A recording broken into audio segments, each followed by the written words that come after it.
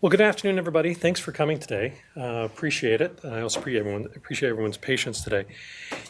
One of the things I wanted to mention that really resonated with me was the following quote: "Failure, from small mistakes to huge miscalculations, is a necessary and critical part of our children's development." These words really resonated well with me at the time when I first read them, because it was also about the time we were going through our own growth mindset effort here at the company, and I was dealing with the terrible teens of my own kids at home. And so trying to be able to figure out, when should I let my son miss the bus? How many times should I let him miss the bus? And then what do we need to do to really make sure that he's going to grow up to be a successful child and a successful adult? Our speakers today, her book really helped me and my wife in this effort. I'd like to welcome educator, writer, and speaker Jessica Lahey today.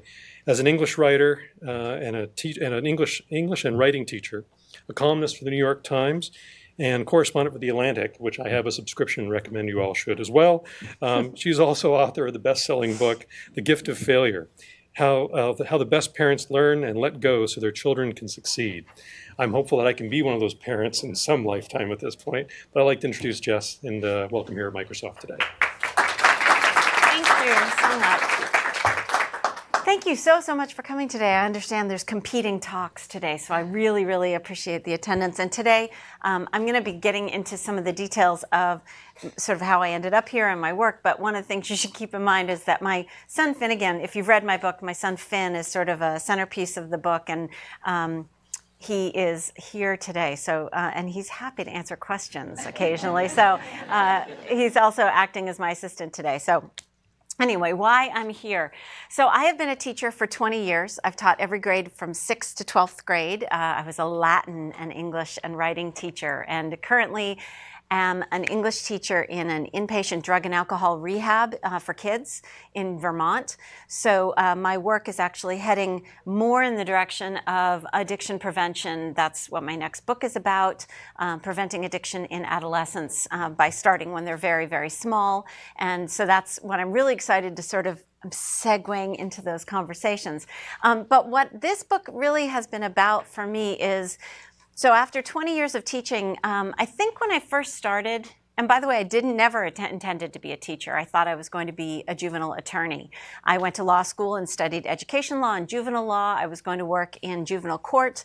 And then I was asked to go teach a class. And I came home that first day, and my husband took one look at me and he said, Are you even going to finish law school? Because it was so obvious that I was completely sunk as a teacher, as that was what I was going to be, and that's what I've been ever since. So I finished law school, but I went straight into teaching and have been doing that my entire adult career.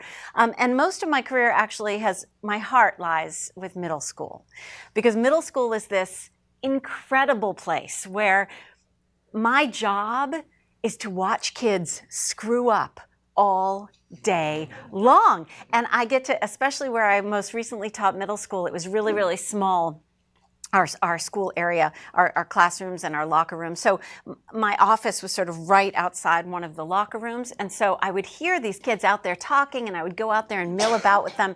And I'd say something like, "So, sweetie, today is the 6th day you've forgotten everything. So what are you going to do? What are we going to do? How can I help you?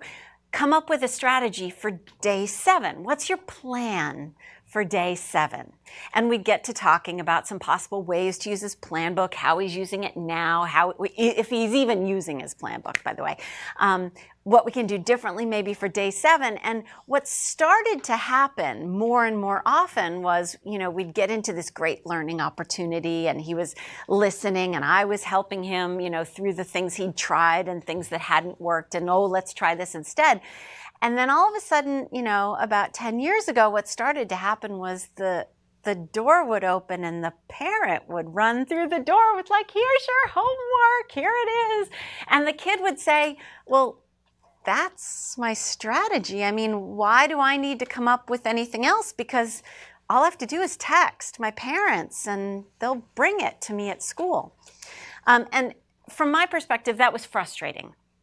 And that was the beginning of what I also started to notice as a real divide between teachers and parents. It used to be, when I first started teaching, I sort of thought, oh, it's going to be beautiful. It's going to be me and the parents and the kids, and it's going to be all about the education, and we'll braid each other's hair and talk about the learning.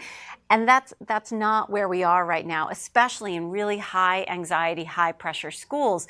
Increasingly, we have this like adversarial relationship between parents and teachers, which, you know, as a teacher, that just doesn't work, because there's plenty of research to show that the better the relationship between home and school, the more productive the kid can be, the better informed the parents feel, and the better the kid does. So creating a schism between home and school benefits no one.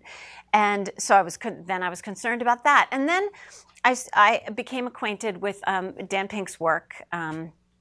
Obviously, it's out there in terms of his TED Talk and his book Drive, and knew that a lot of the things we were doing to get kids to engage, whether that's behaviorally or with their schoolwork, things like sticker charts and things like, you know, money for grades and stuff like that, I knew from reading Dan Pink's work and the work of someone else that I'll talk about in a minute, that that doesn't work, that it feels like it works because it works in the short term, but over the long term, we undermine kids' motivation to learn.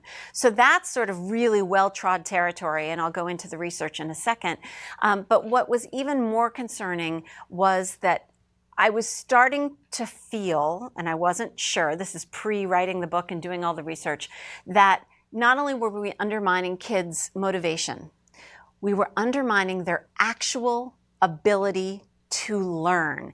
That when we intervene, when we run through the door with the homework, when we offer money for grades, when we use sticker charts for kids, when we rely on the grade itself as the reward, as I'll get into, that what we actually do is make it so that our kids are less able to learn. They are less teachable. And that was devastating. I had a student who wrote a paper for me explaining that her obsession with being perfect had made her so obsessed with her grades and her scores and looking good in front of me and looking good in front of her classmates that she had lost interest in learning. It was no longer about that for her. She was so obsessed with the points and the grades that learning was now, as she said, beside the point, which, again, devastating for me because I taught her for 3 years. I was her advisor, and at the time, hold your hats here, because at the time I was teaching Latin and English and writing. 6th grade Latin, 7th grade Latin, 8th grade Latin, 7th grade writing, 8th grade writing, 7th grade English, and 8th grade English all at the same time. And I was her advisor. So there were days where I had her for 3 classes and an advisory period. So I knew her really well. And this is a girl who had come into my classroom in 6th grade, just so excited to learn. She couldn't wait. Mrs. Lahey, what are we going to learn today? And now she's telling me in 8th grade that she no longer cares about learning. So somewhere along the way, we screwed her up. We did that to her. And at first, of course, from my very high horse as a teacher, I was like, her parents have done that to her. It's not me. I'm fantastic. But her parents are screwing up my ability to teach her in the way, this is me and my noble profession and education and learning, and you people, are screwing it up for me. Unfortunately, then I had these children of my own. I have one who's a freshman in college right now, and Finn, who is in 8th grade. Thank you, I saw that look. And at the time, I realized, as angry as I wanted to be at you people for screwing this up for me, I was doing the exact same thing to my own children. Finn, believe me, there are lots and lots of stories that I'm not allowed to tell, but the authorized ones I am allowed to tell. And one of the authorized stories is about the day I found out that when he was 9, that Finn didn't know how to tie his own shoes. I found out because he hadn't been attending PE class because he had been wearing his brother's boots to school, which wouldn't be that big of a deal except for the fact that his brother's 5 years older than him. So they weren't really boots so much as they were like leg casts because they went over, and he couldn't bend his knee, and so he couldn't do PE. And So he came on the same day, actually, that I got that essay from the student about the fact that she no longer cared about learning. I was trying to get to the bottom of this sneaker situation. Where are the sneakers? Why aren't you wearing the sneakers to school? And I came to find out that the only sneakers he had access to were his sneakers with laces, and he wouldn't wear those because he didn't know how to tie them, and he had been too ashamed to tell me, and he'd been too ashamed to tell anyone else. And so I had to come to terms with the fact that I had done that. You know, your kid is little and they first get manual dexterity, and tying shoes is hard. So you sit down, you think, oh, this is going to be great, totally Instagram worthy, right? You're going to work on the shoes and he's going to learn how to tie his shoes and everyone's going to be so proud. Except it's really stressful and it's really hard. Some kids get manual dexterity later than others, and getting the laces just right is really, really hard. And so that first day, I didn't want to see him frustrated, so I did it for him. But just that one time. Except the next day we were in a rush, and it's faster if I do it. And so I did it that day, but just that one time. And now I'm in a situation. When I first started looking at writing this book, he's 9, and he's so humiliated about the fact that he can't tie his own shoes that he's just avoiding it by wearing boots all the time. So that's where I was. As pissed off as I wanted to be at you people, I had to realize I am you people.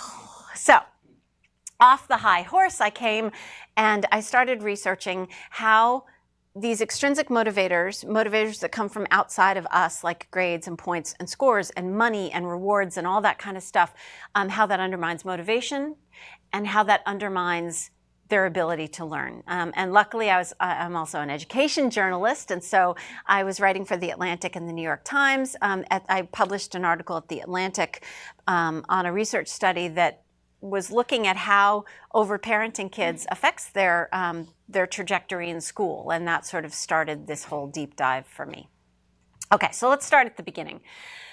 Dan Pink, TED Talk, Drive, based a lot of his work on another book by Edward Deci. And by the way, if you go to jessicalahey.com, under speaking, there's a big button that says download speaking bibliography, and it has every book I'm going to mention, every YouTube video, every resource that I might even touch on is all there. So jessicalahey.com, big button, download speaking bibliography under speaking. Okay, Dan Pink. So Dan Pink based a lot of his work, the early work, on Edward Deci, Why We Do What We Do, the Science of Self-Motivation. Edward Deci found, and along the way, what we have come to sort of realize is there's 40 years of really great research on the effects of extrinsic motivators. Not only 40 years of really good research, there's metadata. There's studies of that 40 years of research to show one really clear thing, that when we lure people, when we give people extrinsic motivators in order to get them to learn, we undermine their interest in learning.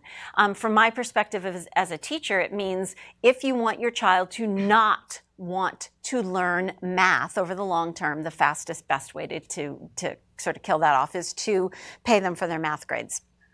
What's really interesting about this research, though, is there's also research showing that when we offer extrinsic motivators to get kids to do stuff, we also mess with their creativity. So that's a problem, because as a teacher, from my perspective, education should be a long-term creative endeavor. And if we're screwing around with it, from my perspective with grades, I mean, those are the tools I have. And then from the home perspective with money for grades and that kind of thing, we're in big trouble.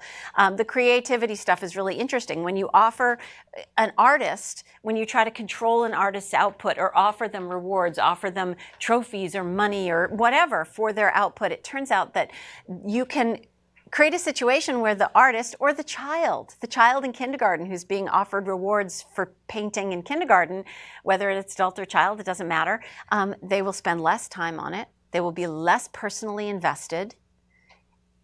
And the work itself will be less creative. It turns out there are these creativity experts, and they can look at this and assess this.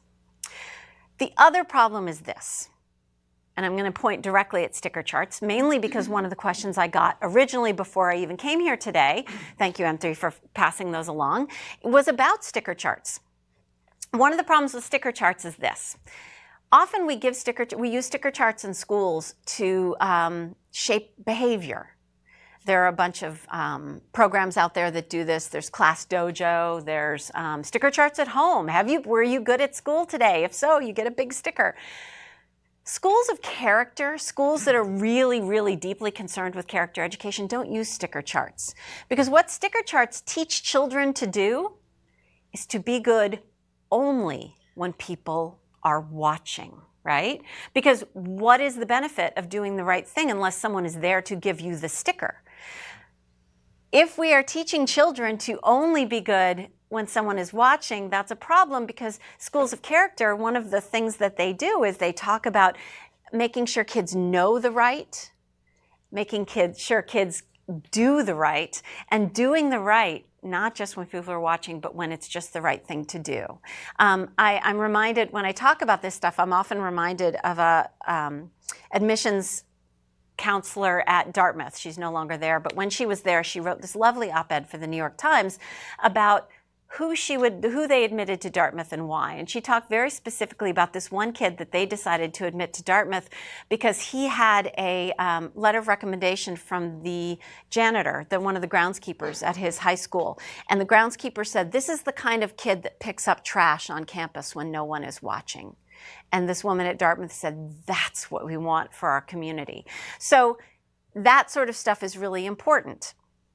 Now, when I talk about extrinsic motivators, I want to clarify, there's different kinds. There's the kinds that are perceived as positive, like money for grades or stuff for grades.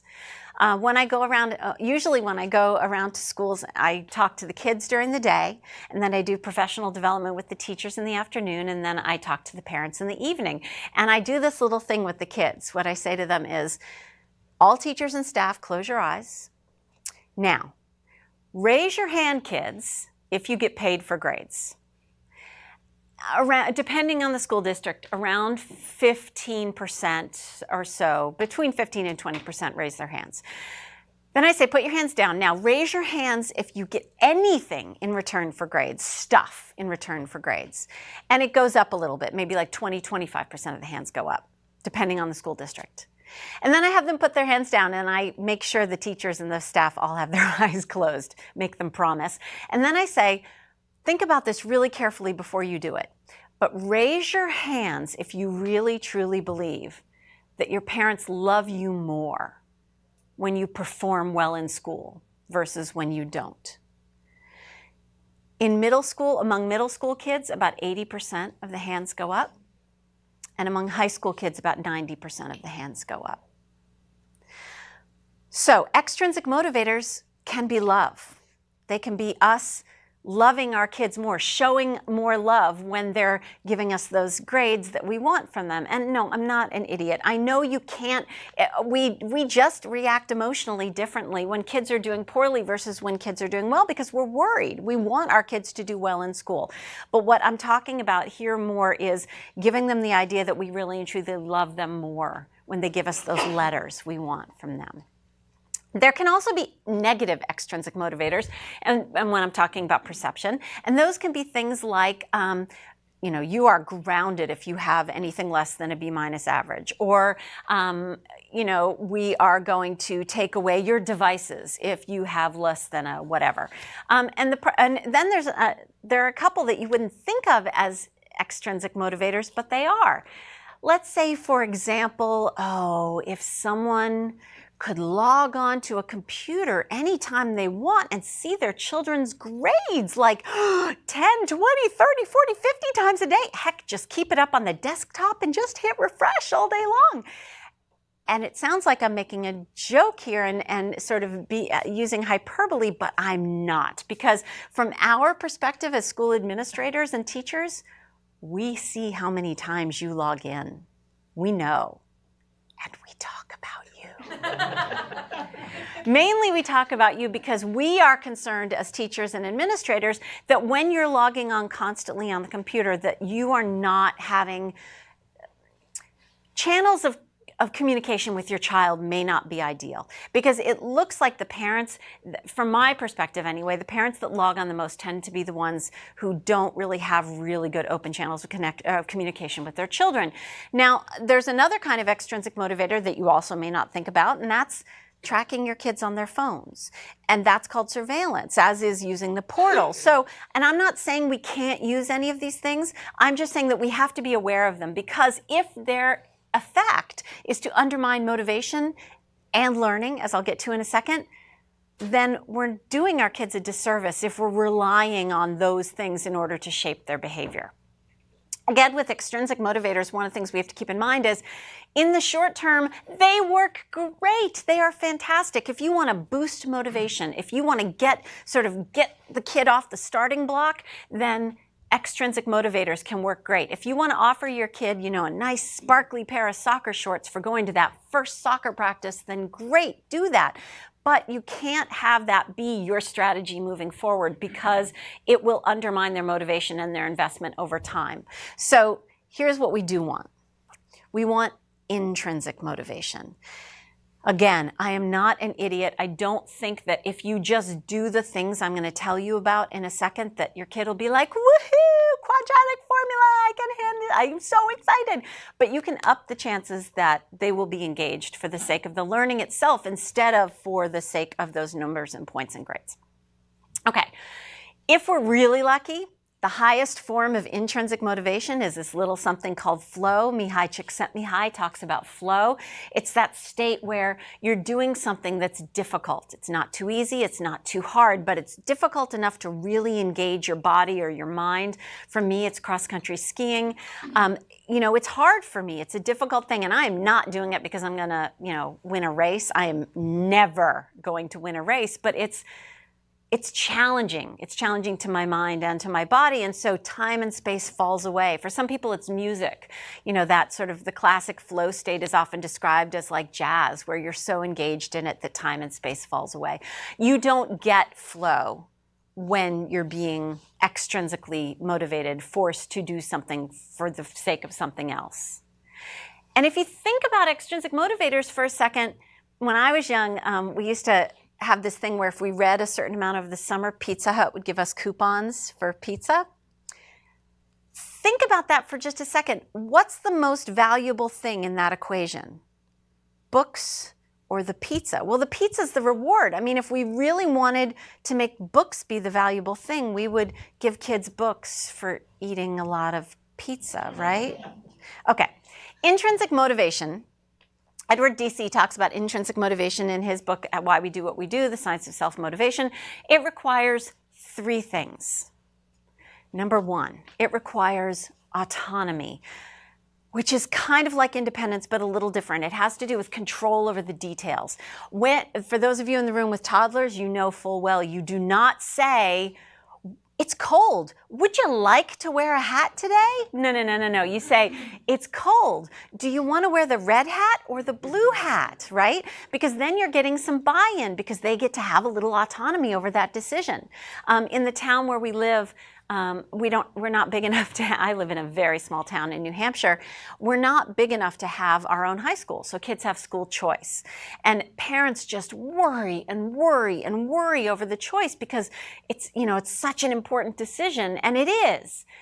But I always come back with, well, but if you let your kid choose, then you're automatically getting more buy-in, especially since the high schools we have to choose from are all pretty darn good. And if you get buy-in from your kid, you're more likely to have buy-in. And that's autonomy, control over the details. So autonomy, number 1.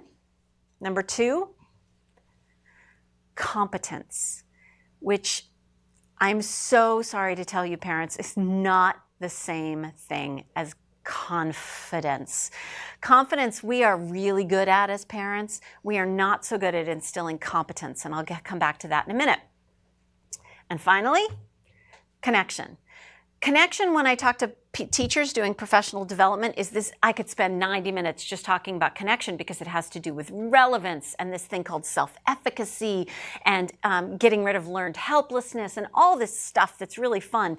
If your kids have teachers that make a subject come alive in a way that makes them think, oh, I could go out into the world and do stuff with this information, then please start sending thank you notes, because that's really where the secret sauce is with education. For parents, it's really pretty simple, and I'll come back to that at the end. All right, autonomy. In the book, I talk about the work of Wendy Grolnick. She does research on the way how we parent affects kids' motivation and learning. And one of the cool experiments she did was this. She had mother-infant pairs, and I'm sorry, dads, it just happened to be mothers in this experiment. Mother-infant pairs came to her lab, and she designed a task for the kids that was engaging and exciting, something they would want to do, but something that was a little bit hard for them. She wanted it to be challenging on purpose, because she really was interested not whether or not the kid could, how they did the task, but how they reacted when they got frustrated. And the instructions she gave the parents were really quite generic on purpose. Be there with your child while they complete this task, because she wanted that to be open to interpretation. Some of the parents were there while the child completed the task. They let the child have control over how the task was completed.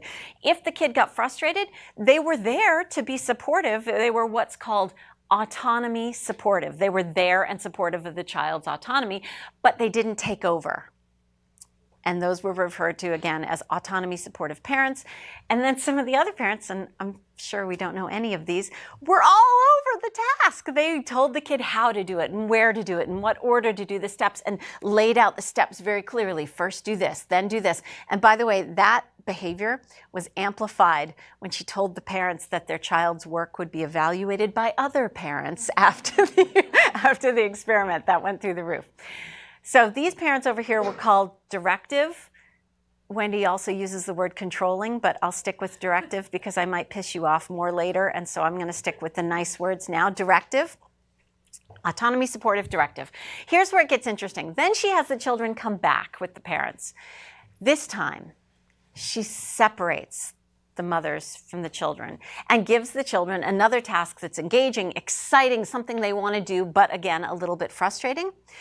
The children of the autonomy-supportive parents got excited about the task and engaged in the task and got started and got going and got frustrated, but were able to kind of take a breath, look at it another way, think about the instructions again, and sort of finish almost all of them finished the task. The children of the directive or controlling parents, they got into the task, got excited about the task, got frustrated, and almost all of them cried and gave up. They were missing whatever emotional wherewithal they needed in order to sort of stick with it and be okay with being frustrated. Being okay with being frustrated sort of is at the heart of this whole equation.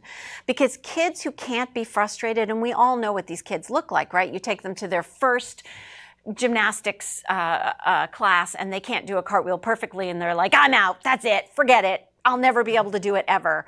And that's really hard to get past. And that I'll talk a little bit about that before we're done and how to get over that. But when you can't be frustrated, there's a lot of learning that can't happen too. And the way that these directive parents are, feeding the kid information and saying, okay, first do this, second do this, and not wanting to see our kids get frustrated, that is so natural. I hate seeing my kids get frustrated. I hate seeing my students get frustrated. I have the answers. It would be so great if I just gave them the information and then no one has to be frustrated ever. And frankly, it makes me look like a better teacher because now my students are getting the right answer. Whether or not they really understand the information very well, that's a whole other question. Why do I care so much? Well, when kids are really, really little, a kid who cries and gives up and can't stick with something, that's frustrating as a parent, but eventually they're going to end up in my classroom or a classroom. And this is where the rubber really hits the road, because what ends up happening is kids who can't be frustrated can't learn as well. I would always rather have a perfectly average, and I use the word perfectly on purpose, a perfectly average child of average intelligence. I would much rather have a kid that's of average intelligence but who can be frustrated than a kid who is brilliant beyond measure but gives up the second they feel like they maybe can't do something right. Because that kid who can be frustrated is more teachable, and here's why. One of the most powerful teaching tools I have as a teacher, there are two I talk about frequently. One of them I talk about mostly with teachers, but the one I talk about with parents is this one called desirable difficulties. There's a fantastic book it's on the bibliography that came out a couple of years ago called Make It Stick from Harvard University Press, 3 authors. They talk about desirable difficulties in this book because it's so powerful. Here's what desirable difficulties can do. If I give all of you a paragraph about jellyfish, and half of you have a paragraph that's easy to read. The text is really clear. The words, you don't have to look them up. It's all in language you can understand. And half of you have a piece of paper that's difficult to read. Maybe some of the letters are reversed. Maybe some of the words are more difficult and you have to look them up. But essentially, the information is the same.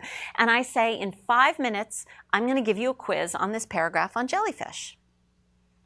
You people over here who have the difficult to read piece of paper, you are going to slay them on the quiz in the short term. And then in the long term, if you all come back and take this quiz again in like 2 weeks, you're really going to kill them on the quiz.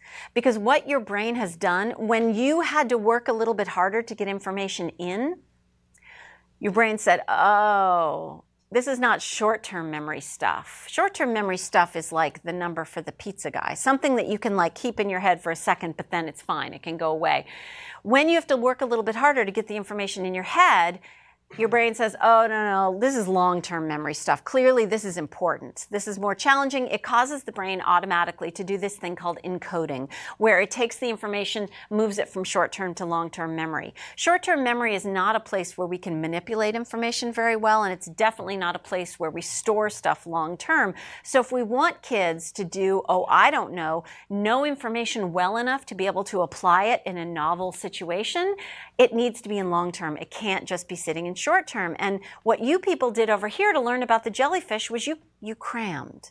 You heard you had 5 minutes to learn it all, and so you just shoved it in your head. Maybe those of you who brought highlighters with you, you highlighted.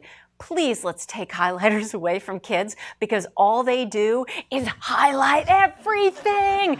And they say, that's okay, I'll memorize all of it. That's cramming. Those of us who have done any amount of cramming in our lives know it does not work. It definitely doesn't work over the short term.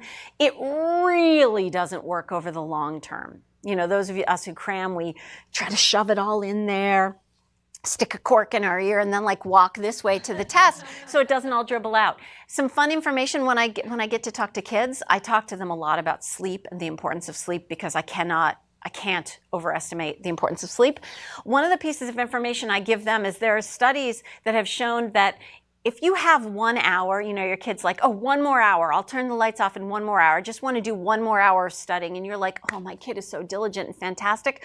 What you can tell your child is 1 extra hour of sleep is more powerful because of the memory consolidation than 1 more hour of studying. So please, when I tell kids how much sleep they're supposed to be getting, they just laugh at me. Teenagers are supposed to still be getting around 9.5 hours of sleep a night, and they're getting nowhere near that. A lot of kids are getting somewhere closer to 6.5. And in terms of learning, it's sleep. Sleep is one of the most important things we can do. So tell your kid, if they say, I want 1 more hour, say, look, I learned from this woman, Miss Lahey. She's an education researcher, and she found out that 1 more hour of sleep is more valuable than, and that's why the American Academy of Pediatrics came together a couple years ago to issue a statement saying that schools should open no earlier than 8:30 in the morning, because an extra hour of sleep is such a powerful thing for teenagers. Just on a little tangent, if your teenagers say late at night, I'm just not sleepy yet, they're not lying. They really aren't. Teenagers have this thing called sleep phase delay, where their brain squirts out melatonin and other chemicals and makes them sleepy later. But the other problem is that one of the other things that teenagers' brains don't do very well is perceive how tired they are. So they could be exhausted, and they're not as good as adults are at knowing that, which is why I have to tap on their shoulder when they're drooling on the desk. It's also why when schools do move their school start times later, an hour later, not only does it improve test scores, grades, behavior, it decreases the number of car accidents caused by teenagers. An extra hour of sleep is an incredibly powerful thing, really, really powerful. Okay, and by the way, if you can get the American Academy of Pediatrics to come together and issue a policy statement on something, it's kind of sort of a miracle, and it really means that they're serious. So when they come out and say schools should start no earlier than 8:30 for high school, this is not for younger kids because they don't have the sleep phase delay issue, but for high school, it's important stuff. It's really worth listening. And yes, it's incredibly difficult to move school start times because of sports and extracurriculars. It really seems to be worth it in the school districts that have done it. Okay, autonomy, still over here in competence. The difference between competence and confidence is really important to know. Confidence is that empty feeling of, yeah, my parents tell me all the time how smart I am. It's gonna be fine. It'll be great. Or that kid who comes to kindergarten and says, I'm here and I'm the best reader in the class because my parents told me so. That's great. Optimism is fantastic. I am an optimistic person. I think it's what keeps me from just falling down with despair over, the state of education some days. But it needs to be paired with experience. And competence is confidence paired with actual experience, doing something, screwing it up, figuring out what to leave behind and what to bring forward with you and trying and doing it again. I got to work on this really fun television show for really young kids called The Stinky and Dirty Show. It runs on Amazon. And in that show, we have these two characters who have to get these tasks done. And inevitably, their first sort of ideas about how they're going to get these tasks done are classic like preschooler like we'll wait for the moon to come up and then we'll throw a lasso over the moon and it'll pull the bowling ball up or whatever. And they come to find that that's not going to work, but they don't say, well, that's it, I'm too stupid to do this. They come up with it because they're supportive of each other and because they are working toward a common goal and because they're resilient little creatures, little characters. They're a dump truck and a digger. They move forward with the next iteration of the plan. That's competence. In the classroom, it looks like this. I give kids something, let's say we're in Latin class. Sorry if I give anyone flashbacks. And I'm teaching the nominative and the accusative case. And I say, okay, here's this sentence. Puella puerum amat. The girl loves the boy. Standard word order in Latin. And they get kind of comfortable with that. And then I go over here and I say, okay, this one's a little harder. Puerum puella amat. And they freak out at first. They're like, that makes no sense. The UM is in the wrong place. And then they calm down and I say, no. You have the skills to do this. Just be quiet for a second. In my classroom, you're not allowed to speak for a few seconds after I present a question because that sort of favors the extroverts who throw their hands up in the air and they don't know what they're going to say. They have no idea. But you got to sort of I know because I'm one of those. In law school, I figured as my hand was up in the air, something would fall out of my mouth that made sense. And plus, if I volunteered enough, that would mean that maybe I wouldn't get called on randomly. It totally works. But introverted kids often in the classroom need a few more moments to think. And so that was a big discovery I made as a teacher, is that if I stopped calling on kids right away, I could actually level the playing field a bit. So the problem with these kids is then they say, oh, I don't know, that's so hard. But then they realize, okay, no, I did it this way over here. Mrs. Lahey has faith in me. She thinks I can do it. Oh, I see what you did. You just reversed the two words. I get it. And then I give them something even harder. And whether that's in the form of homework, and I do not have time to talk about the way I feel about homework. I've written about it extensively at the New York Times and the Atlantic. The research is pretty clear. I don't have time to talk about that. But if I give them, let's say, homework that's builds on what we did in class, but is a little bit harder, incorporating, I don't know, some of those desirable difficulties in, I need the kids to be able to stay calm and realize that and to trust that I'm not just putting them out there with this difficult stuff that they can't possibly do. And it's the kids who can be frustrated, who can push through. It's the kids who feel competent, not just confident. The confidence game, really comes out of the self-esteem movement. Total failure, by the way, self-esteem movement. What we hoped was that if we told our kids enough times how fantastic and wonderful and gifted and talented they are, that they would have this Star Wars force field of wonderfulness around them, so that when they would go off to school and if someone said something mean, it would pew and go off the side. But they would come home with their force field of wonderfulness intact. It doesn't work that way. The research on self-esteem and praise shows, there was a study that came out just recently, it was really interesting. It showed that for kids who have really low self-esteem, the kids we really need to buoy up with our words of support and praise, if we tell those kids that they're so smart, gifted, talented, perfect, we don't raise their self-esteem, we lower it. Because for kids like that, and I often remember myself sitting there in Algebra 1 thinking, oh my gosh, I'm the only person who does not understand any of this. And if I had gone home and my parents were telling me constantly how gifted I was, my school reality and home reality would not match. And that is really disturbing to kids. When I speak to kids, one of my favorite grades to speak to is 6th grade because they have the best questions. And recently I was at a school in New York, and this one kid raised his hand and he said, yeah, I don't know if this is just me or not, but my parents tell me I am perfect at like everything I do, and I just don't think that can be right. And I said, it's not just you, sweetie. And as wonderful as I assume you are, it's probably true that you're not perfect at everything. And that's good, because we shouldn't be perfect at everything right off the bat. That means we're probably not trying very hard. And so telling kids how wonderful and perfect they are all the time can mess with their heads. Not only that, those of you who are familiar at all with Carol Dweck and her work on mindsets, if you've only read articles about Carol Dweck and mindsets, I would encourage you to read the whole book, because the way journalism tends, I hope this doesn't come as a shocker to anyone, but what often happens is I go to my editor and I say, I have this article I want to write on this amazing breakthrough education theory, and I'm going to need like 2,000 words. And she's like, okay, sounds great. You can write it, but you get 500 words. So we tend to oversimplify just because that's how they're all editors are terribly concerned that your attention span is about this big, so we need to prove them wrong. So I go off and I have to write about something making a list, which is ridiculous. Those of you who have only read about Carol Dweck's research, what you probably think it means is that we should only praise our children for their effort and never tell them that they're smart, which is stupid. Because if I were to run at that door and I don't know that I have to press that bar right there to make the door unlatch, but I just keep running at the door and bashing my body against it, and you keep saying, oh, Jess, good effort, keep going. You are terrible teachers. I'm not learning very much. I'm not going to trust you anymore.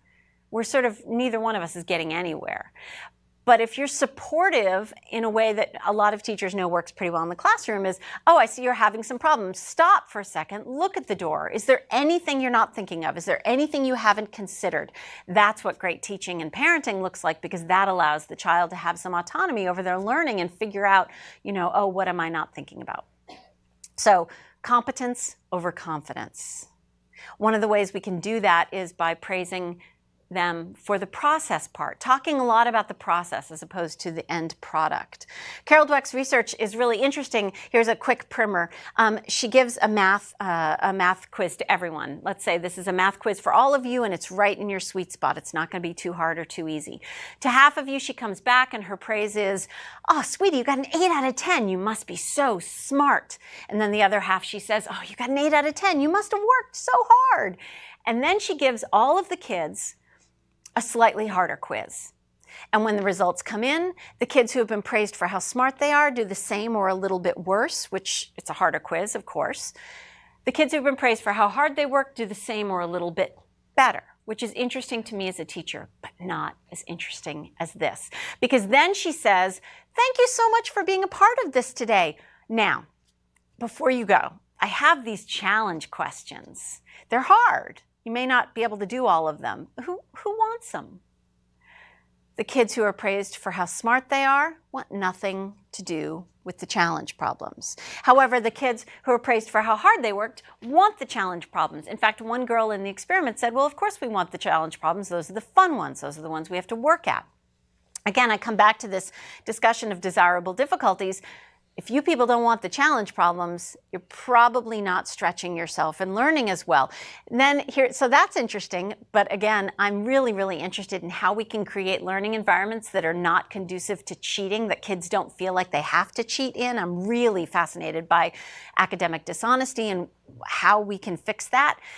Here's what I love is then I say, Ms. Carol Dweck says, I love pretending to be Carol Dweck. She says, now, before you go, if everyone could flip over their piece of paper, I'm going to give this quiz at another school, and if you could flip over your piece of paper and write down your experience of taking this quiz and what your score was, that would be really helpful for those other kids. You people over here who were praised for your effort, how hard you worked, you wrote down your experience and you wrote down your quiz score. Almost 50% of you people who were praised for how smart you are lied about your score and artificially inflated it. When I ask kids, again with those 6th graders, but I've asked this question to kids as young as 4th grade, why do you think the kids who are praised for being smart don't want the challenge problems and lie about their scores? And they're like, well, duh, if you've told us that you're smart, we're not going to screw that up. We need for you to keep believing that. We need the kids around us, our friends, to keep believing that. And that means that everything has to look easy. And if we take the challenge problems, we're probably going to get some wrong and you're not going to think we're smart anymore. And if other people are going to know about our quizzes, well, we're going to lie a little bit and say that we got a higher score than we did. James M. Lang, who wrote a book called Cheating Lessons, about creating learning environments where kids don't need to cheat, said it's really clear. If you want to create a classroom full of cheaters, just keep telling them how smart they are. I don't think it's quite that simple. The rest of the book goes on to explain how the way we assess kids right now is probably not the best way to do it. And again, I don't have time to talk about how I feel about grading and how I feel about various forms of assessment. I have written about it extensively at The Atlantic and the New York Times. You can go find it. And the piece at The Atlantic is called Why Letter Grades Deserve an F. Turns out they're not, the way we test kids doesn't tend to work very well, for learning anyway. Okay, autonomy, competence, connection. Again, for teachers, this all comes down to relevance. This all comes down to that teacher who's, you know, sometimes these teachers have these, you can't put your finger on it, you don't know what exactly it is, but they make learning come alive. That teacher who comes in and says, I found out last night that there was an earthquake in Peru. And so let me show you some pictures of the bridges that fell down and the bridges that stayed up. And let's see what we can sort of gather from looking at these two different kinds of bridges. And okay, here's some bridges over here that fell down and oh my gosh, they're all rectangles, and look at these bridges over here that are arches. Those are still standing. And this is geometry class. And did you know that the people who built those bridges were once kids just like you who sat in these geometry classes and found out about things like the Roman aqueducts, where the arches are what have kept them standing for thousands of years, and why this kind of bridge over here is likely not to work. And those kids not only learn about shapes that work in geometry and why those shapes work, but what they also learn is, oh my gosh, I could do that. I could build bridges that will hold up when there's an earthquake. That's called self-efficacy. There's self-efficacy is an incredibly important element of any education program, which is knowing that not only do you have the ability to change your own life, that the decisions you make will make a difference. It's why kids who are in really traumatic situations as children who live in abuse, children who live with people who are drug and alcohol addicted, they learn that there's not a lot they can do to change their environment. They lose their sense of self-efficacy, and that's a disaster, not just for their lives, but for their learning. It's one of the many reasons that kids who have experienced trauma at a young age just don't learn as well. And not only that, one of the things we know about learning is that the very fastest way to interrupt learning is to introduce stress. It's why often at the end of these talks, I'll get a question about the impact of competition on children and learning. And I have to say, that's a very complicated question because it turns out for some kids, it's helpful. Competition for some kids is fantastic. It can lead to better learning. It can lead to higher achievement. But for some kids, it's a disaster because you could have a kid who knows their multiplication tables really, really well. And the second you say, This is a timed worksheet. They fall apart. It's why Joe Bowler, who wrote the book Mathematical Mindsets, says the very first thing we need to do if we really want to teach math effectively in this country is stop timing worksheets, because mastery and being able to do math fast are not the same thing, and it creates a lot of math anxiety. And that comes as a person who had, for much of my life, really, really horrible math anxiety. I was told in 7th grade that I wasn't a math person. So when I went back to take Algebra 1 again when I was 45, because one of my friends was teaching the class and it was right next to where my office was, and I told you about all that free time I had when I was a middle school teacher. Yeah, I tossed that one prep period and I sat in on her class, and I took Algebra 1 at the same time my older son took Algebra 1. We took it together, and I took it with my students, and I learned that I'm not bad at math. Math is hard. Math is challenging. And so one of the things that happens in this competence confidence area is we have these kids, we tell them early on in their lives, you were born good at math. You're just so great at math. And what happens to these kids is that they start to believe that it's always supposed to be easy for them. Because if it's not easy for them, then maybe they aren't as smart as we're telling them they are. When I went back and retook math in my 40s, Algebra 1 in my 40s, my mentor for that was Stephen Strogatz, who's a math professor at Cornell.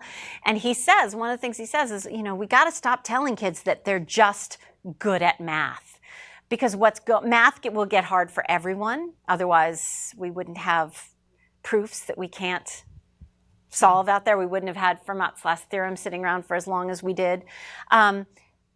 For those kids who are told that they're just good at math, they're going to be just good at math for a little while, and it's going to be going great, and they're going to be doing really, really well. And then it's going to get hard for them, whether that's in 6th grade or 10th grade or freshman year of college, as happens to a lot of kids.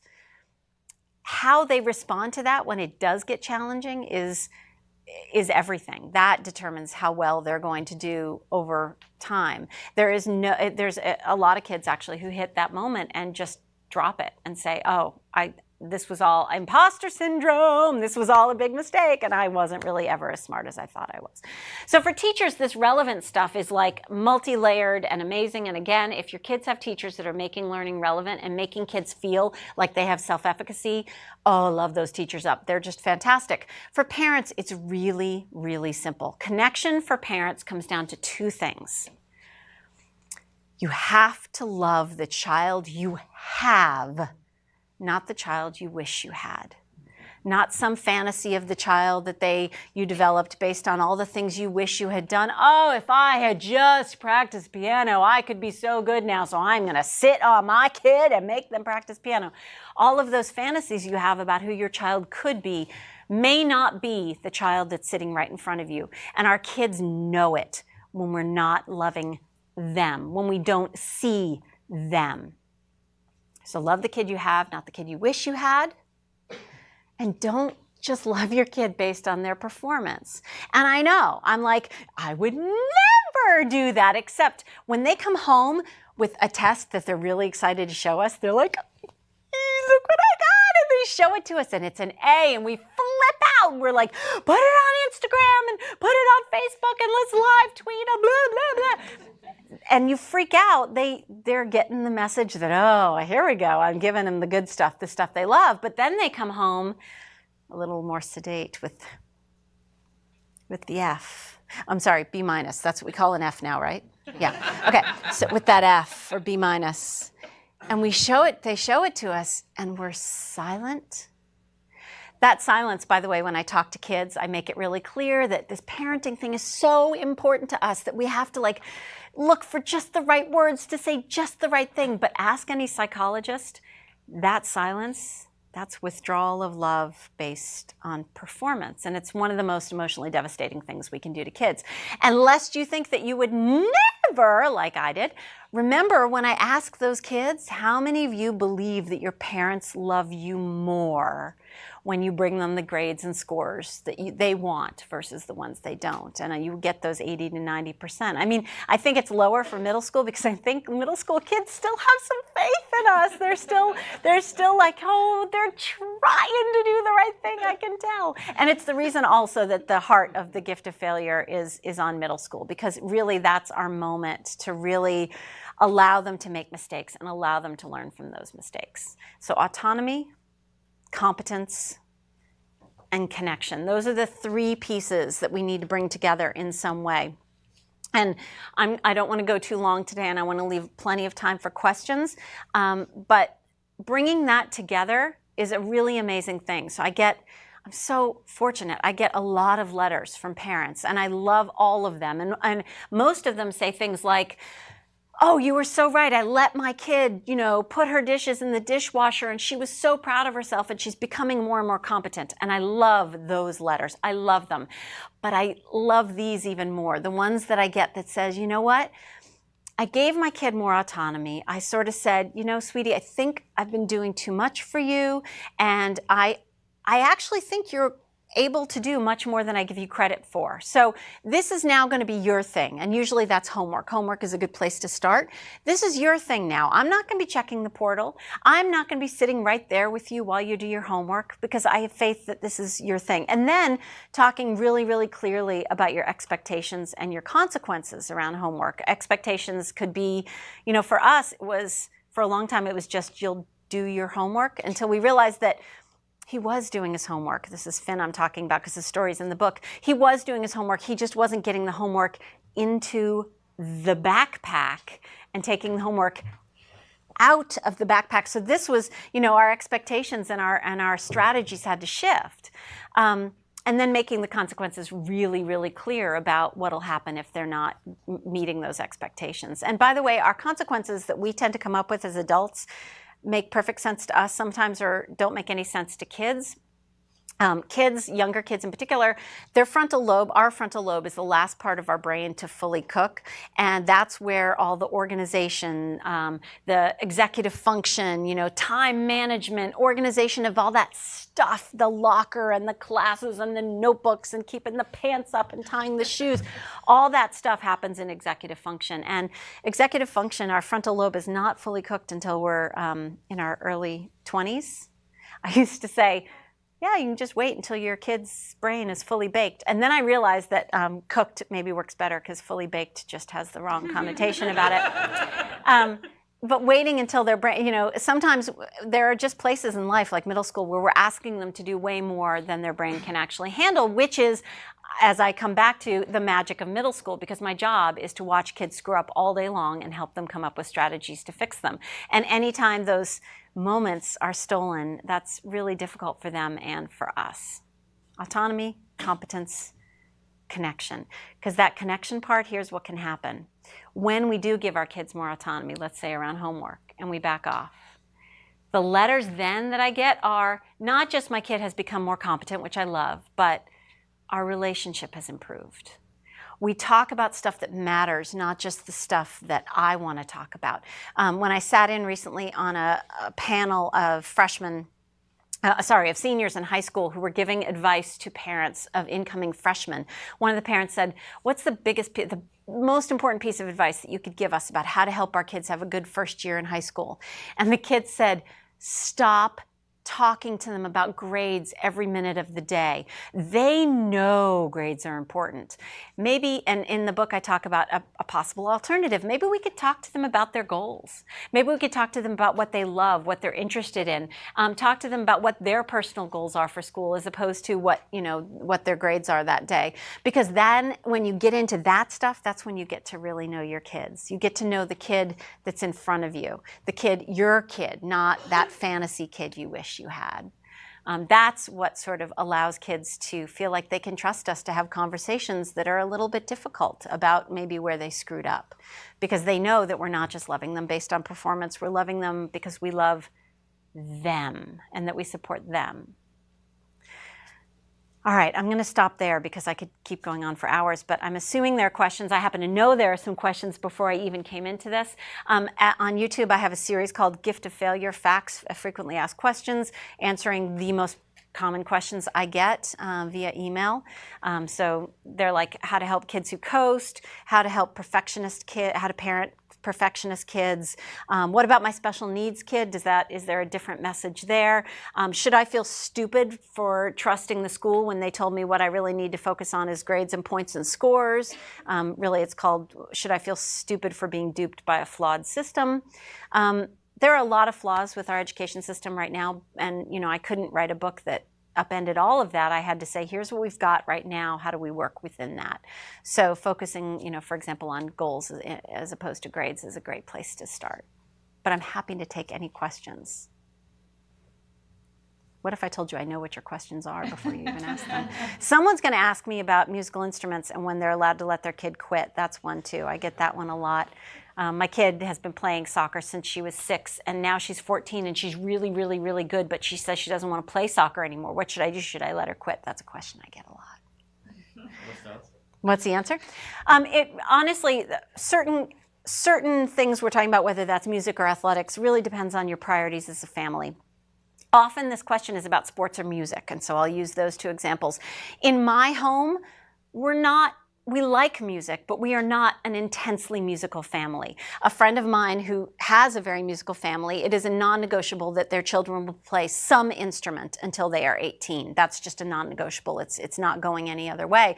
So for them, quitting an instrument means, fine, what are you going to take up next? At which point the child says, oh, yeah, no, I've already been doing the cello for a while. I guess I'll just stick with that. In our house, I tell a story often. My son, his older brother, our next door neighbor had a piano that they were getting rid of, and I'm like, perfect, because I've read the research showing that if your kid can do music, that they're going to be better at math, and so I really need to do the music thing and the math, and piano, that's perfect.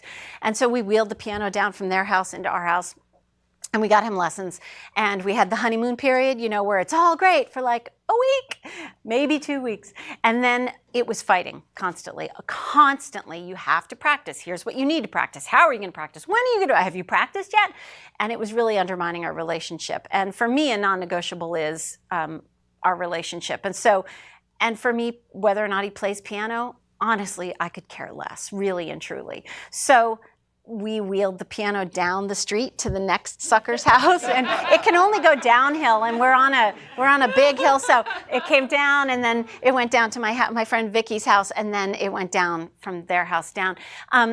But then what was really interesting is a couple years later, my husband plays guitar, and my older son saw my husband playing guitar and said, I think I might want to do some guitar. And so he took some lessons. He learned out very quickly that it wasn't the piano or the guitar that he was not enjoying. It was the lesson format. He just doesn't like having someone else tell him what he has to play and when.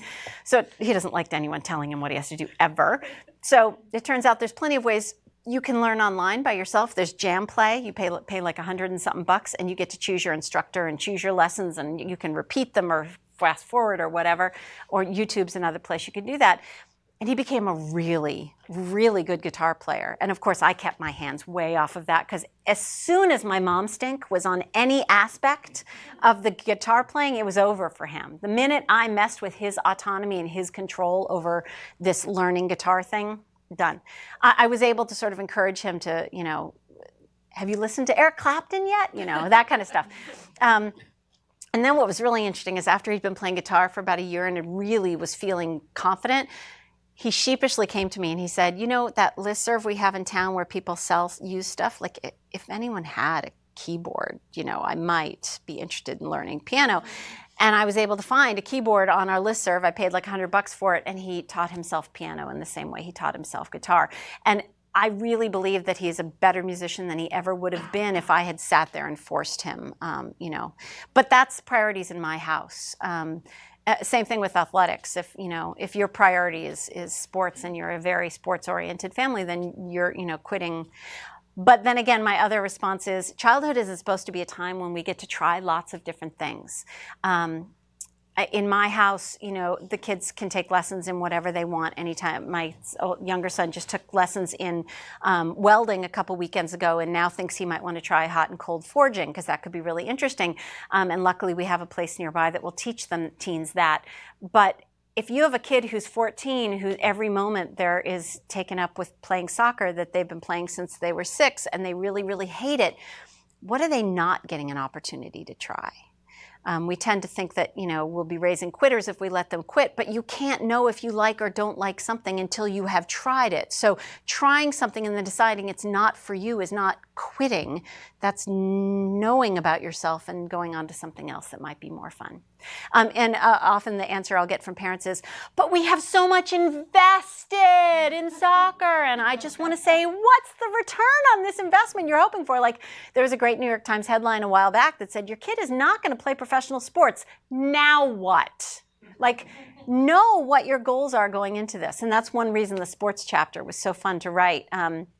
There was one study showing that it was a small, an informal study, but of lots of kids, where this guy said, what's your favorite thing about youth sports and what was your least favorite thing about youth sports? He asked serious athletes about this. And they said, my least favorite thing about youth sports was the ride home in the car with my parents after games. Now, I don't know about you, a lot of good talking happens in the car, and the idea that that would be the worst thing about youth sports gives me headaches. And their favorite thing about youth sports was when their grandparents came to watch them play, because the grandparents don't care what the score is. The grandparents are in it to watch the kid play. One of my favorite websites out there about being a good sports parent is called ilovetowatchyouplay.com. Because that's really, in the end, for many kids, what it's all about. And that's why I get to spend a lot of time on sports podcasts and things like that. Did you have a question? Yeah, as someone who hasn't read your book as of yet, that might be one of the answers. Oh, I should mention now, for whatever nutso reason, and I apologize, there aren't books here today. That was a mistake on my part, a misunderstanding. But at Amazon right now, it's $4.52. I can't get them that cheaply. So and you can only order 4. So like all of my friends order books and bring them to my house at $4.52. So yeah, $4.52 at Amazon. Yeah, I can confirm the paperback is. I was about to buy 2 copies because my question is, I have elementary school kids. And we have a science project that was due today. And we have one parent, me, who just kind of steps back and watches the kid do things. And then my wife just jumps in and starts doing things. But then I'm also the one at the end of the exercise who praises and oh, that's amazing. Oh, this is going to be stellar. You're so amazing at everything. How, instead of like what you need to do with your kid, what advice do you have for parents with one another? Okay, so what this really comes down to is like there are these big takeaways, and on the bookmark my son gave you, there's some takeaways. One of the biggest takeaways, like the fastest way to switch your thinking right now, is to be thinking long term about what you want for your kids. So do you want this science project right here to be perfect? Or do you want your kid next year when the science fair rolls around to not be doing it the night before? So real live story, Finnegan, another authorized story, Finnegan had a science fair project that he so half-assed. It wasn't even half-assed. It was like a sliver-assed. And it came down to a piece of trifold with some Sharpie, big stars and, filling up space over here. Look over here, that kind of thing. And then he had to go to the science fair and sit there and defend his project for 2 hours next to the girl who has the life-sized hologram of the universe, to scale hologram of the universe that she totally did herself. Of course not. But that was an incredibly important lesson, right? Having to sit there in front of something you created or didn't create and defend it is a really tough thing to do, but it's also an incredible learning experience because the next time he had to do a science project, and do you know which one I'm talking about, sweetie?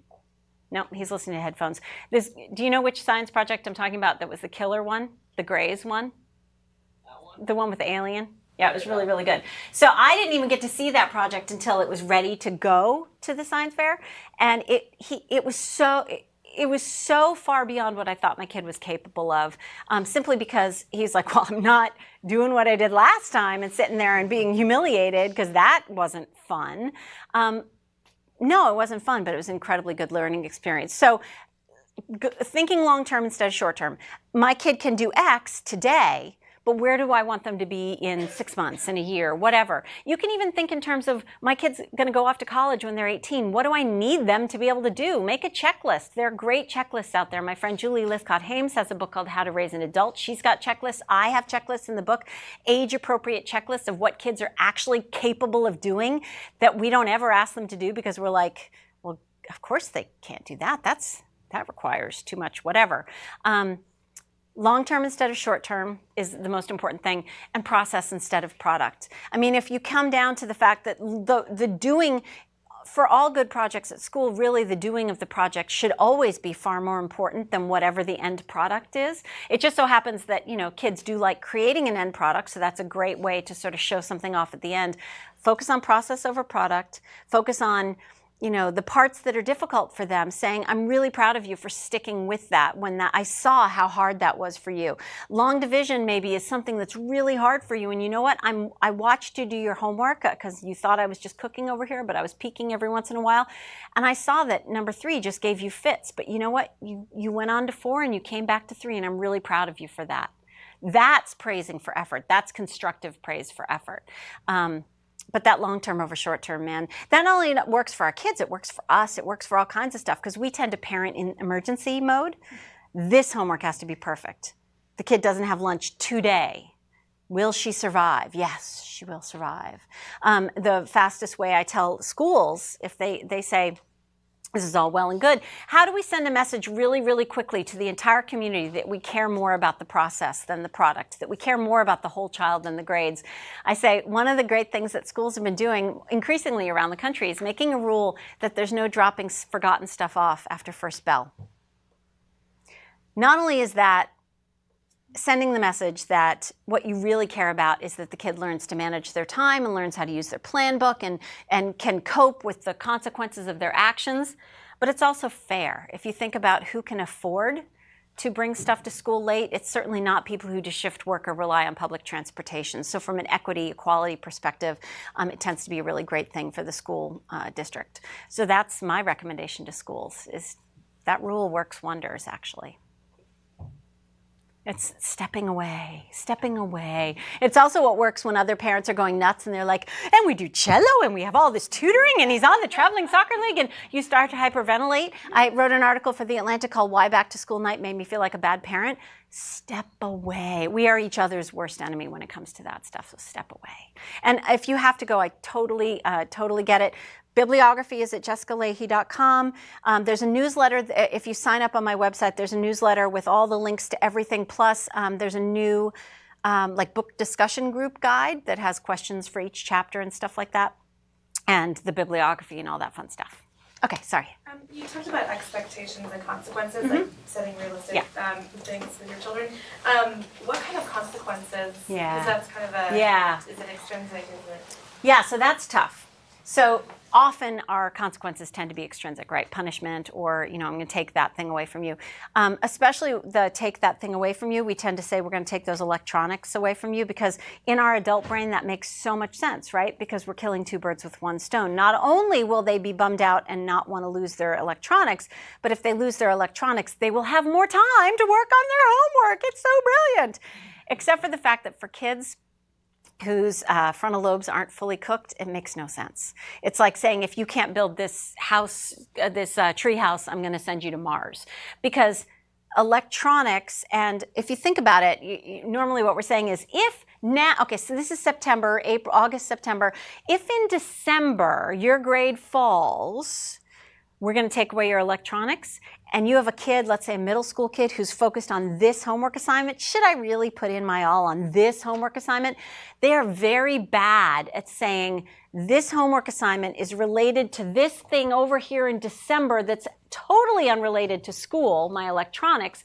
Those 2 things don't equate. So the closer you can make consequences to the actual consequences that happen when a kid doesn't do something. So for example, with homework, the classic in our house anyway would be, if you don't get your homework in to the teacher, and it becomes a thing, like it once always happens, you know, that's a process of learning, then you will lead the parent-teacher-kid conference where we talk about how we can best help you, where we can talk about strategy.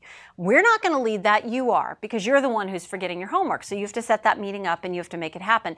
You can work behind the scenes to kind of pull some strings, or you can email the teacher and say, my kid's going to come up to you today and ask you to make an appointment, and if that doesn't happen, could you let me know, or could you sort of engineer a moment where it might be easier for the kid to ask that. I do that as a teacher all the time. Parents will get in touch with me and say, she really needs to talk to you about something she's upset about, and I have a feeling she's not going to, so could you kind of make an opportune moment for that?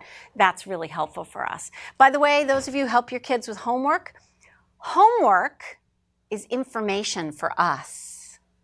So a classic in math class, a friend of mine talks about this all the time, that she'll have, in Algebra 1, she'll get homework back that uses trigonometry to figure something out, and she'll ask the kid, so how did you arrive at this answer? And the kid's like, I don't know, ask my dad. And it's pretty clear that, the kid hasn't been doing the work, and whatever, except for the fact that now the teacher can't tell what the kid can and can't do.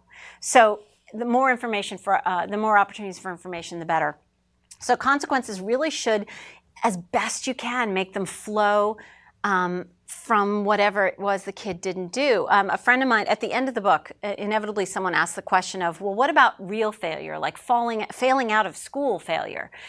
There's a story at the end of the book about that. Someone whose son was failing out of school because he refused to sort of take command of the situation and work. She and I talked about getting a probationary semester for her son. She negotiated this probationary semester before they kicked him out. And we got really lucky there.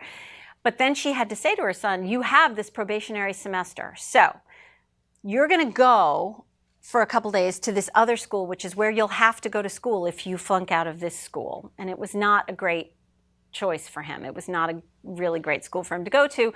And he attended that other school for the day, and he came home and he's like, okay, I'm in, what do I have to do? And she said, well, you should also know that I'm not going to be completing stuff for you anymore. This is you. This is your education. This is your decision. We need buy-in from you. He still talks about that moment, the kid, I kept in touch with the parent and the kid, as being the turning point in his life. And I get to report this because she just found out recently. He's going to college now on full scholarship. He not only took control of his education, completely turned it around. And by the way, when a kid turns around education, that's when we get to write the really good letters of recommendation. The kids who have just been sort of coasting, or kids who just sort of, have been perfect all along, those letters are whatever, they're fun, fine. But the letters of kids who really have sort of taken that opportunity to change, who get inspired and decide to change things, those are the letters that get them into college. And that's what happened with this kid. He had more scholarships to choose from than he knew what to do with. And so he's going to college for free, the college, his dream college, and really because he nearly failed out. So he has a story to tell about his transcript. He was able to say, look, you look at my transcript and you think I really was falling apart freshman year. Let me tell you that story, and let me tell you where I am now as a human being because of that story. He had to suffer the real consequences, and if he had failed out of school, I know for a fact his mother would have taken him and put him in that other school, and he would have had to sink or swim there. It ended up being a fantastic opportunity for him. And maybe even an opportunity for him to realize that wasn't what he wanted and find out if there would be a way that he could work his way back into the other school. That's always a possibility too. Yes? Behind you, yeah. Yeah. Sorry. I have the room, by the way, till 1:30, but I'm happy to stick around and answer questions as long as I'm not going anywhere. I totally understand as parents, not wanting to be controlling / directed. I happen to have, my oldest one is a 6th grader, and he just really doesn't want to work hard when it comes to schoolwork. Right. He's very bright. If that means he can not work hard on this assignment or not study much for this test and he gets a B, he's fine with that. Yep. I'm not fine with that because I know he put 0 effort into that B. Right. And this is a constant argument with us, and it's so what do you do with Okay, so that kid? number one, if you want a really thorough 15-minute long answer, it's at the Gift of Failure Facts, how to motivate kids who coast. Okay. What you also need to know from a developmental perspective is this. Until you get to middle school, like 6th grade, 7th grade, 8th grade, really the end of 5th grade, kids are really focused internally, and they're really focused on getting your love and approval. They're really focused on how you're reacting to what they're doing. 5th grade, 6th grade, 7th grade, suddenly the world opens up, the social life opens up, and hormones start to kick in, and oh my gosh, people are looking at me, and oh my gosh, the big joke in middle school is that all middle schoolers believe that everyone is looking at them all the time, which means that they have to be focused on themselves, and everyone is so focused on themselves, they're not actually looking at each other. So they're, more outwardly focused, and friendships tend to become more outwardly focused. And so that takes front seat for a little while. And understanding that is going to go a long way towards helping you understand the motivation, at least understanding why your kid may be pulling back from the school stuff, which maybe the year before he was all over that. So understanding motivation is really, really important because that helps you understand where your fulcrum point is, where those levers can get installed. And knowing what their goals are is going to be really important. You could talk to your kid, if you happen to know that your kid wants to get into a certain math class the next year, or your kid wants to go to a certain college, or your kid wants to do a certain thing for work. One of the things, like if a kid says, I really want to be a architect, I don't know, whatever, you can talk to them about the fact that, well, how do you plan to get there? One of the things I do a lot as an advisor to kids is not just talk about what their long-term goals are, because while that's all well and good, talking to them about the goals, the short-term achievable goals they have to get through to get to those long-term goals. That's called self-directed executive function, when they can come up with those intermediary steps to get to the big goal out there. It can be less threatening to talk about these short-term goals than that big one out there. And it's also more about process than product. So if you happen to know that your kid really wants to play soccer, but you have to have a C or better to play soccer, then there's your fulcrum point. If you happen to know that your kid wants to go to this high school as opposed to that one, but this high school is a little bit harder to get into, then you can know, well, that's your fulcrum point. If you really want to be over there, let's talk about your strategies for how to make that happen. For kids who are coasting, honestly, the reaction they're getting out of you sometimes for not putting in that extra little bit. It can also be, remember when I talked about kids not wanting to fail, and that's really scary for them. If you're telling them constantly, look, we know you're not working up to your potential, we know you're smarter than this, in the back of the head, one of the things that kids can hear is, but what if I'm not? And so going that extra step can be really scary, because that, what if I'm not as smart as other people think I am? What if my friends find out? What if my teachers find out? So focusing more on the process rather than that end product can sort of help them get over that.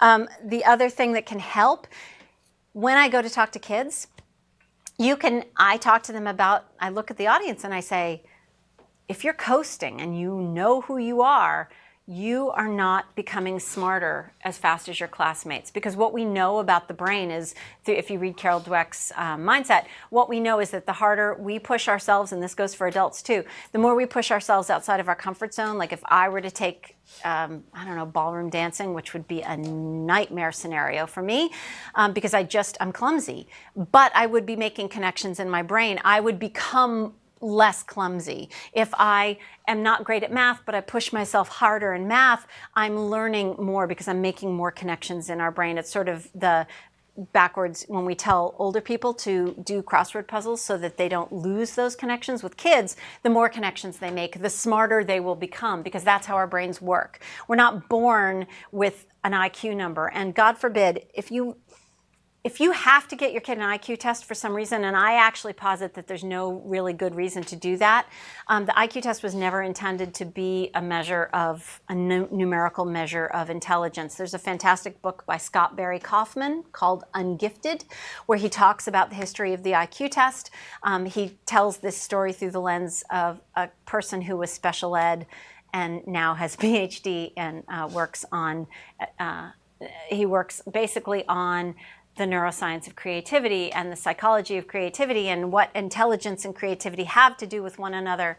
For example, someone with dyslexia may score lower on an IQ test, but how many people in this room know there's an upside to dyslexia? That there are things people with dyslexia can do that people without dyslexia can't, or at least not as well? Yeah. Some of the most amazing astronomers we've had in the history of humankind have been dyslexic, because they have the ability to see sort of relationships between things in distance and time in a way that people who are non-dyslexic don't. There's a great book called The Upside of Dyslexia, by the way, that's all about that.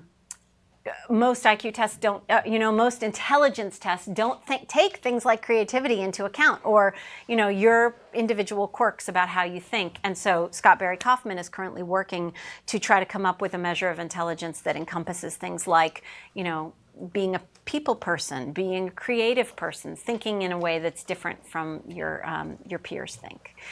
So putting as much focus on things like that and understanding where this is coming from, and also understanding that your kid really truly believes, because we tend to talk good game, does your kid really truly believe that what you care about is the learning? Or, is it just a lot of this? Because if they see us freaking out over a low grade or going all effusive and crazy over a high grade, but what we're saying is, it's the learning I care about, they're more apt to follow they know that what we really mean is this. So I had a mother recently ask me, my kids, they just won't read for fun. My son will not read for fun. Number one, could you give me a list of really challenging books that he will want to read for fun? Could you do that for me? And I was like, that's like a magic list that if you could come up with, that would be great.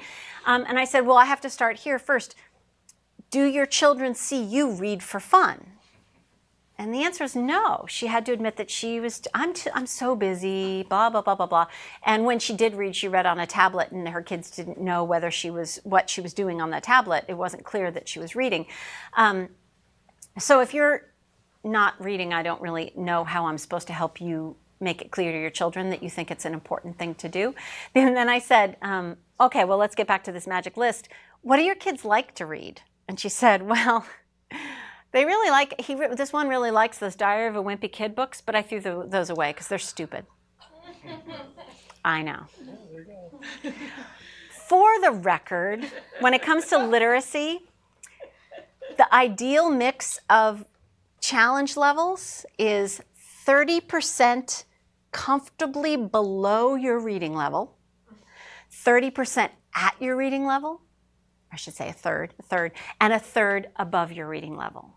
This is about acquiring new vocabulary. This is about strengthening it.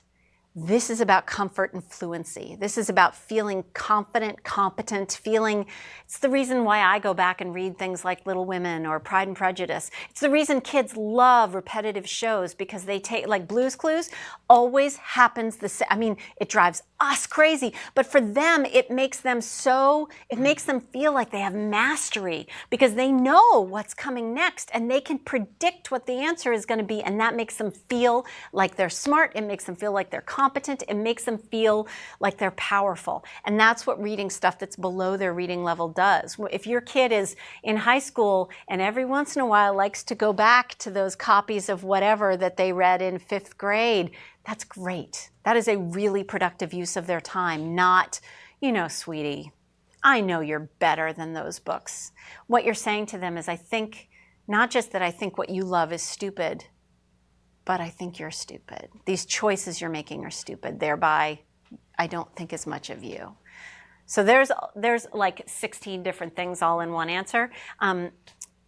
But honestly, focusing more on the sort of the long term, the goals, the levers, making sure your kid knows you're interested in him, her, making sure your kid knows that you really do care about the learning, which means if you're modeling that, you're going to have to put yourself out and like try things that are uncomfortable for you. They're going to have to see you trying some things that push you a little bit beyond your ability level. Because we can say that all we want, but until they see us take intellectual and emotional risks, they don't really believe that that's something worth doing for them.